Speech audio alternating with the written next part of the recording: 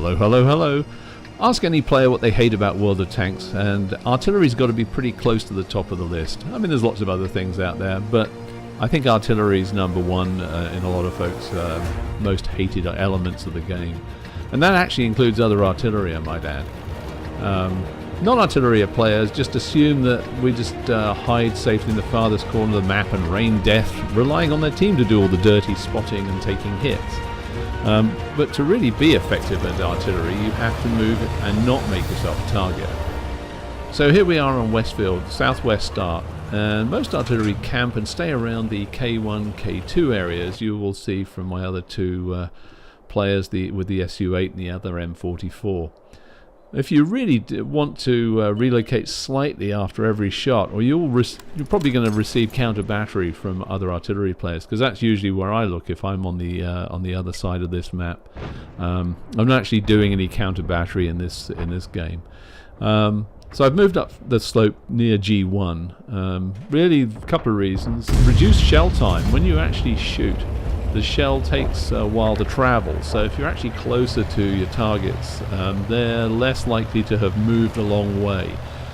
Firing from halfway across the map is great if the other players don't move, like our two artillery players. And of course, counter battery avoidance is another thing that you have to worry about, because you'll have other players looking for the tracer shots. For artillery players in the usual places. And moving up the slot means actually I don't have to move around as much, because I suspect the other artillery players are not going to be looking for me up here. I also have a better location for getting to the backside of the village that's in the sort of central, it'll be the central western side of the map. And you'll notice that our SU-8 just got taken out by counter battery because he's not moving, or he didn't move. Now I do have a little bit of a problem with the ridge here, because shooting I don't have quite such a clear shot as my other artillery players do for getting to these tanks, but I do have a lot shorter shell travel time. So I'm hopeful that I'm going to get some shots in here, which I do. And you know, I keep checking to make sure that I'm actually still in deep cover. There's a lot of cover off to the very western end of this ridge, and you will see that in fact the Hellcat has just turned up, so I have to be a little bit careful that I'm not getting spotted. So I'll periodically just take a peek to see if I'm you know, still reasonably well concealed. But I'm still getting shots in on these other players that are actually lurking behind these buildings, thinking they're artillery safe when in fact they're not. So I can get shots on the enemy KV-2 and the VK-3601. And then say this Hellcat does have me somewhat concerned, but I think I'm actually in a fairly safe position. See, I can actually, there's a lot of cover between me and the enemy Hellcat, and so far I haven't been found by the enemy artillery, which is even better. So this is sort of the slow part of the game, where we're just kind of polishing off a few of the stragglers here. Really, it's as you can see, the crossfire there from the artillery is really pretty effective, really with leaving nowhere for the enemy to hide, which is you know, a good situation if you can get it working. So we're doing a pretty good pounding job. I suspect the other team are probably cursing us about now, although the enemy artillery are being very effective in this game too, especially taking out our SU-8 early on. And they've sort of put a fair amount of hurt on most of our players too. So this is definitely, with 3 artillery aside, I just saw a tree fall down there, so there's something else coming in.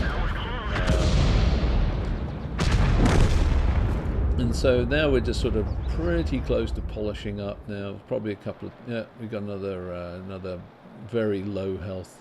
Yeah, he goes. So we're really in mopping up stage at the moment. But as you can see, it's actually a pretty good tactic to just try and get somewhere a little different, and I'm actually having a fairly decent game. And yeah, I'm actually surprised. This is fairly early on in my M44 career, as it were. This is a really good artillery piece.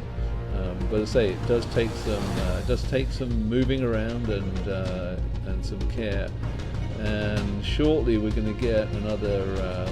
There's only two artillery in the ARL that I actually took some pot shot at the very beginning of the game left.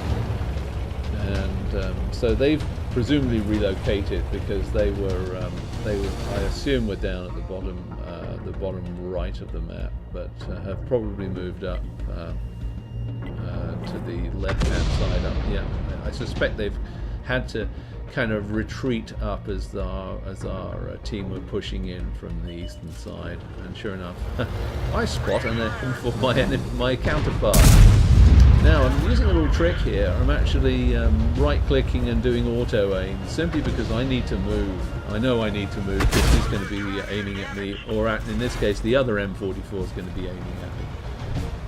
So I'm actually using a right-click auto aim rather than the alternate view, or there's no sniper mode in an artillery, so you don't have that luxury of being able to zoom in. So you really you need to use the tools at your disposal, and I find the auto aim works pretty good. So yeah, I'd say I think this was probably my 20th game in this platform, the M44, and it is awesome. So there we have it. One artillery game in the bag, one victory, third class, and a bruiser medal, which is pretty normal for artillery since you seem to damage a lot of modules. Yeah, made some credits, and overall not bad from a team perspective. So was touch and go in the middle there, but hope this helped, and we'll talk to you next time.